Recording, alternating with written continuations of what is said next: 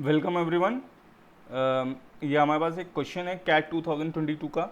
और ये बहुत ही फेमस एंड सिंपल क्वेश्चन है। इस टाइप के सारे क्वेश्चंस एक ही प्रोसीजर से सॉल्व होते हैं। वो प्रोसीजर हम समझ लेते हैं कि क्या है, उसके बाद इन क्वेश्चंस को सॉल्व करना आपके लिए बिल्कुल भी टफ नहीं होगा। ठीक है, तो इसमें आपको बस ये समझ देखिए, मैं यहाँ पे आपको एक थोड़ा सा डिटेल में बता दूंगा कि होता क्या है एक्चुअली में। एक साइड पे आपको इक्वेशन की पावर इक्वेशन दे रखी है, ठीक है, और दूसरे साइड में आपको वन दे रखा है। तो मतलब इक्वेशन की पावर इक्वेशन को वन बनाना है। मोटिव ये है कि हमें इधर जो एक्स स्क्वायर माइनस 10 की पावर ये लिखा हुआ है, इसको बनाना है वन। और ये वन कैसे बन सकता है, पहले हम लोग देखते हैं कि किसी भी चीज़ को वन कैसे बनाया जाए। ठीक है, तो केस वन, इसमें हम लोग सोचते हैं कि किसी भी चीज़ को वन कैसे बनाया जाए। कोई भी एनीथिंग, हमारे पास कोई भी चीज़ है और उसकी पावर यहाँ पे हमें कुछ ऐसी बनानी है ना। तो पावर अगर हम ज़ीरो लगा दें उस पर तो वन बन जाएगा। ठीक है, इसका मतलब ये हुआ कि एनीथिंग की पावर ज़ीरो वन होगी। ठीक, अब दूसरी बात ये आती है कि एनीथिंग है क्या। एनीथिंग मान लीजिए कोई एक नंबर है और वो ए नॉन ज़ीरो नंबर है, ये हमेशा याद रखिएगा। उसकी पावर ज़ीरो लगाएंगे तो हमेशा आंसर वन आएगा। ए ज़ीरो नहीं हो सकता है। क्यों नहीं हो सकता है? अगर ए ज़ीरो हो जाएगा तो ज़ीरो की पावर ज़ीरो हो जाता है इनडिटर्मिनेट फॉर्म।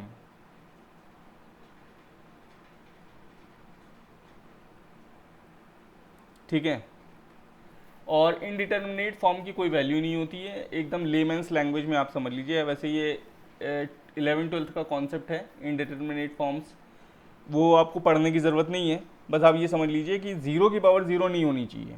ठीक है, तो पहला केस तो हमें समझ में आ गया कि ब्रैकेट में एनीथिंग कुछ भी हो सकता है, कोई भी नंबर हो सकता है, लेकिन उसकी पावर ज़ीरो होगी तो आंसर वन आएगा। केस टू देखते हैं।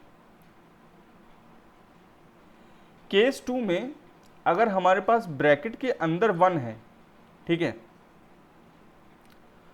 और उसकी पावर हमारे पास कुछ भी हो, एनीथिंग, तो भी आंसर वन आएगा। मतलब आप इस तरीके से सोचिए कि वन की पावर ए है तो आंसर हमेशा वन ही आता है। और इस केस में ए जो है वो इन्फिनिटी नहीं हो सकता। ए कैन नॉट बी इन्फिनिटी, क्योंकि उस केस में भी आपका क्या हो जाएगा, इनडिटर्मिनेट फॉर्म बन जाएगा। तो एक्चुअली में वन की पावर इन्फिनिटी जो होता है वो भी क्या होता है, आईडी होता है, इनडिटर्मिनेट फॉर्म। ठीक है, तो ए इन्फिनिटी नहीं हो सकता। केसेस बना करके हम लोग देख रहे हैं यहाँ पे। तीसरा केस हमारे पास ये है कि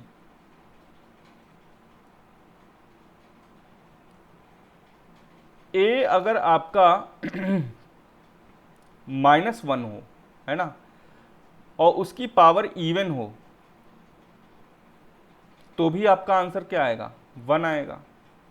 ठीक, तो माइनस वन की पावर टू ए के फॉर्म में हो तो भी आंसर क्या आता है, वन आता है। ठीक, और कोई केस नहीं है जिसमें आपको वन मिल जाए।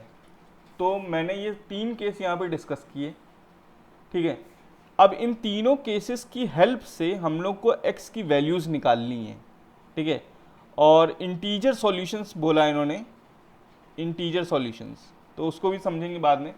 तो अगर केस वन ले लिया जाए, ठीक, तो केस वन में देखिए एनीथिंग की पावर ज़ीरो आपको बनानी है। तो मतलब एक्स स्क्वायर माइनस 10, ये आपका एनीथिंग हो गया। उसके ऊपर पावर आपको बनानी है ज़ीरो, मतलब x square minus 3x minus 10 को आपको बनाना है इक्वल टू ज़ीरो। ठीक, तो ये कैसे बनेगा? अब इस इक्वेशन को आप उठा करके सॉल्व कर दीजिए और देख लीजिए एक्स की कौन कौन सी ऐसी वैल्यूज़ आ रही हैं जिससे ज़ीरो बन जाएगा। तो x square minus 3x minus 10 को अगर हम बनाएंगे ज़ीरो, तो इसको मिडिल टर्म स्प्लिटिंग से फैक्टराइज कर लेंगे, छोटा सा कॉन्सेप्ट है। तो ये हो जाएगा x square minus 5 minus 3, 5 minus 2 sorry, 5 minus 2 x और माइनस 10 इक्वल टू ज़ीरो। इसको फैक्टराइज कर लेते हैं। X square minus 5x minus 2x minus plus हो गया ये और -10 इज इक्वल टू 0।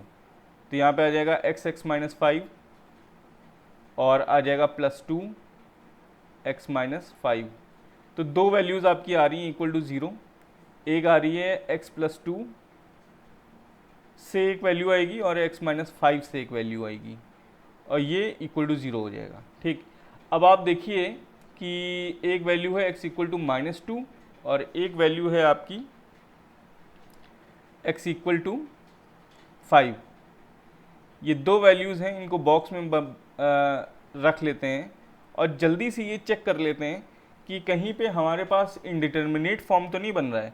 तो अगर x को आप -2 रखोगे तो माइनस यहाँ पे पूरे पूरे पूरे पूरे इस इक्वेशन में या इस एक्सप्रेशन में अगर आप x की पावर -2 रखोगे तो क्या होगा, नीचे ब्रैकेट में आ जाएगा 4 - 10 और 4 - 10 0 नहीं है, तो -2 एक वैलिड वैल्यू है, ले सकते हैं।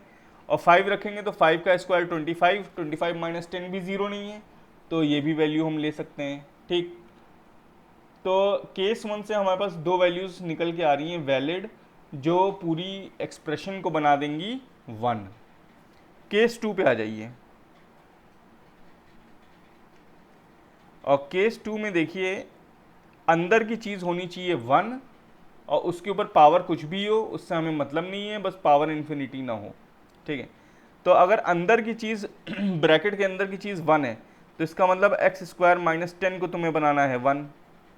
तो x स्क्वायर माइनस 10 को 1 बनाने के लिए आप देखिए x स्क्वायर होना चाहिए 11 और x होना चाहिए ±√11। ठीक है, और ये ±√11 अगर आप ऊपर इक्वेशन में रखोगे, ये पावर में रखोगे, तो √11 का स्क्वायर 11 हो जाएगा, -3√11 हो जाएगा और -10 हो जाएगा, तो वो 0 नहीं है, आप चेक करके देखिएगा। ठीक है, तो हमारे पास x की दो वैल्यूज़ और आ गई केस 2 से। केस 1 से दो वैल्यूज़ आ रही हैं, केस 2 से हमारे पास दो वैल्यूज़ आ रही हैं, √11 एंड x इक्वल टू -√11। इन दो वैल्यूज़ का भी हमने बॉक्स बना लिया है। अब आ जाते हैं केस 3 पे, जो थोड़ा सा टिपिकल है समझने में। केस 3, इसमें हमारे पास अंदर -1 है। ठीक है, तो x स्क्वायर -10 को हमें बनाना है -1, तो इससे हमारे पास आ रहा है x स्क्वायर हो जाएगा हमारा 10 - 1 9 और x हो जाएगा हमारा ±3। ठीक, अब आपको ये चेक करना है कि पावर ऊपर इवन होनी चाहिए। तो अगर हम x को जो है पहला 3 ले लेते हैं, अगर x इक्वल टू 3, ठीक है, तो अंदर तो बन जाएगा 3 का स्क्वायर -10, अंदर बन गया -1, और ऊपर बन जाएगा x का स्क्वायर मतलब 3 का स्क्वायर -3 × 3 और -10। ठीक है, तो ये आपके पास फाइनली बन जाएगा -1 की पावर 9 - 9 कट गया, बचा -10, और -10 एक इवन नंबर है। ठीक है, तो इसका आंसर क्या हो जाएगा, 1 हो जाएगा। तो ये वैल्यू 3 वाली वैलिड है। अब चेक करते हैं -3 वाली वैल्यू। ठीक है, कि उससे हमें क्या मिल रहा है, पावर ऊपर इवन है कि नहीं है। नीचे तो हमारे पास क्या मिलेगा, -1 ही मिलेगा। ठीक है, तो उसको छोड़ दो, केवल पावर को चेक कर लो। तो अगर -3 का स्क्वायर किया जाए, फिर -3 × -3 किया जाए और -10 किया जाए, तो ये जो पावर है ये बन जाएगी 9 + 9 - 10, जो कि हो जाएगी 18 - 10। वो भी क्या है, इवन है। तो पावर दोनों केस में आपको क्या मिल रही है, इवन मिल रही है। तो केस 3 के दोनों वैल्यूज़ x इक्वल टू 3 और x इक्वल टू -3, ये दोनों वैल्यूज़ आपकी क्या हैं, वैलिड है। ठीक है, अब चेक करते हैं कि ये हमारे हिसाब से 6x के सॉल्यूशन आ रहे हैं, लेकिन हमें चाहिए इंटीजर सॉल्यूशंस। ऊपर देखिए यहाँ पे लिखा हुआ है इंटीजर सॉल्यूशंस। तो फिर इसका मतलब ये हुआ कि 2 सॉल्यूशन कट गए केस 2 के, ये इंटीजर नहीं है। ठीक, तो आपके पास 4 सॉल्यूशन आ रहे हैं और चारों इंटीजर हैं। ठीक है, तो इसका आंसर होगा x की 4 वैल्यूज पॉसिबल ऐसी हैं, x हैज़ 4 वैल्यूज। ठीक, जो 1 बना देंगी इस इक्वेशन को। Thanks for watching the video.